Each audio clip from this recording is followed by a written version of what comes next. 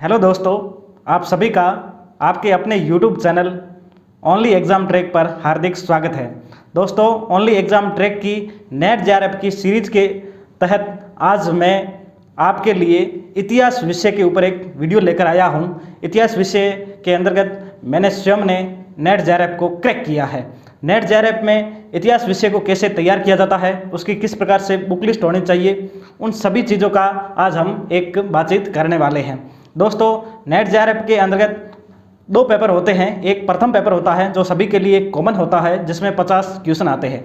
दूसरा पेपर आपकी सब्जेक्ट का होता है, जिसमें लगभग 100 सब्जेक्ट के आसपास सब्जेक्ट होते हैं और उसमें आपका एक तरह से 100 क्वेश्चन आते हैं। वो 2 नंबर का एक क्वेश्चन होता है, 200 नंबर का ये सेक्शन हो गया। यानी इस प्रकार से सब्जेक्ट के अलग अलग हमारी श्रृंखला के तहत आप वीडियो देख रहे थे। इतिहास में हम जानते हैं, इतिहास में एक तरह से 4 सेक्शन होते हैं। कितने? 4 सेक्शन। सबसे पहला एंशिएंट इंडिया। क्या हो गया? Ancient India. उसके बाद में मध्यकालीन भारत, उसमें फिर होता है मॉडर्न इंडिया और लास्ट में हिस्टोग्राफी। 4 सेक्शन हो गए। तो इसमें होता है कि एंशिएंट इंडिया की अगर हम बात करें, सबसे पहले वही होता है, तो सबसे पहले उसी से हम शुरुआत करते हैं। तो एंशिएंट इंडिया के तहत लगभग 30 सवाल इसमें आते हैं। इसमें आपको क्या पढ़ना है? तो दोस्तों, इसमें पप्पू सिंह प्रजापत या फिर S.K. पांडे, सौरभ चौबे, कोई भी एक पुस्तक आप उठाइए। उपेंद्र सिंह की पढ़ सकते हो। इसमें होता है कि आपके अलग अलग व्यक्ति द्वारा अलग अलग पुस्तक का अध्ययन किया जाता है। मेरा मानना है कि कोई भी एक बुक पढ़िए, उसको बार बार पढ़िए। ये जो स्ट्रेटजी है ना, यही सबसे बेहतरीन स्ट्रेटजी में से एक है। एंशिएंट इंडिया के सवाल जो स्टोन एज से लगाकर 750 का जो काल है, यहाँ से क्वेश्चन आते हैं और इसमें मैक्सिमम सवाल है वो आपके फैक्चुअल क्वेश्चन आएंगे।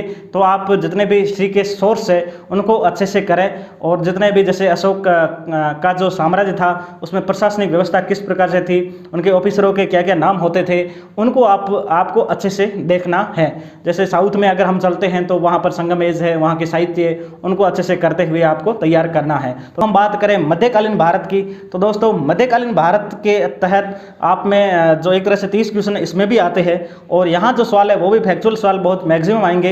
यहाँ पर आपको सोर्स ऑफ हिस्ट्री पर ज़्यादा फोकस करने की आवश्यकता है। जैसे बर्नी ने कौन सी पुस्तकें लिखी, उसमें किस प्रकार से विवरण मिलता है, और रेहला किसकी पुस्तक है, उसमें कैसा विवरण मिलता है, अबुल फजल ने कौन कौन सी पुस्तकों की रचना की। कहने का मतलब है कि यहाँ आपको सोर्स पे ज़्यादा फोकस करना है, उस सोर्स में क्या क्या कहा गया है, इनमें ज़्यादा फोकस करने की आवश्यकता है। अगर हम बुक लिस्ट की अगर बात करें तो यहाँ आप H.C. वर्मा को आप प्रेफर कर सकते हो।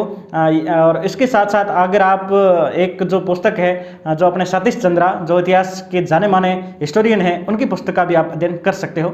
इस प्रकार से ये बुक लिस्ट की बात हो गई है और यहाँ मैंने बात कर ली है कि ये पूरा पेपर आपका फैक्चुअल आएगा। तो आप ज़्यादा से ज़्यादा एक तरह से कोशिश करें, याद करने की कोशिश करें। सल्तनत काल हो गया, एक तरह से मुगल काल हो गया, उसमें कैसी कैसी प्रशासनिक व्यवस्था थी, प्रशासन के क्या क्या नाम वगैरह मिलते थे, उन चीज़ों को आपको देखना है ताकि आपके ज़्यादा से ज़्यादा सवाल सही हो सके। अब आधुनिक भारत की, दोस्तों आधुनिक भारत के बल पर आप इतिहास में जेआरएफ निकाल सकते हो।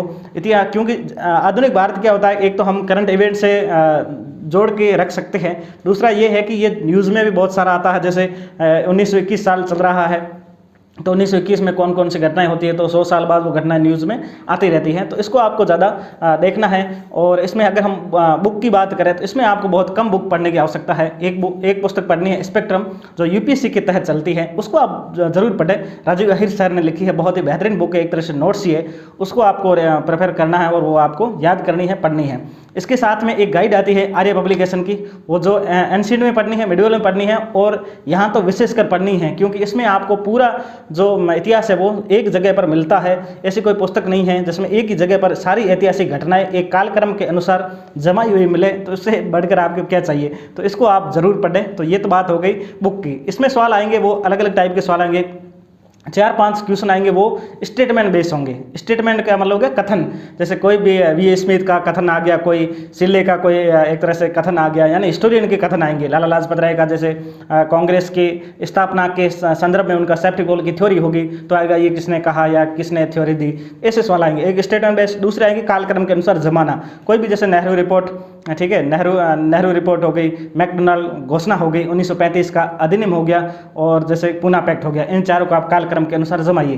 तो ऐसे सवाल आएंगे। 4-5 सवाल ये आगे, 4-5 सवाल स्टेटमेंट के, 4-5 सवाल आएंगे वो आएंगे आपके ऑर्गेनाइजेशन, उनके ईयर, और उनके संस्थापक, जैसे कुछ भी आ गया, जैसे पूना सार्वजनिक सभा कब बनी और उसके कौन कौन फाउंडर थे, ऐसे सवाल आएंगे। और 2-3 सवाल जो अपने पढ़ते हैं, सामाजिक धार्मिक सुधार आंदोलन, उन नेताओं को आपको अच्छे से करना है, पत्र पत्रिकाएं किसने लिखी, तो ये बात हो गई। अब हम चौथे सेक्शन में आते हैं जिसमें हिस्टोग्राफी है।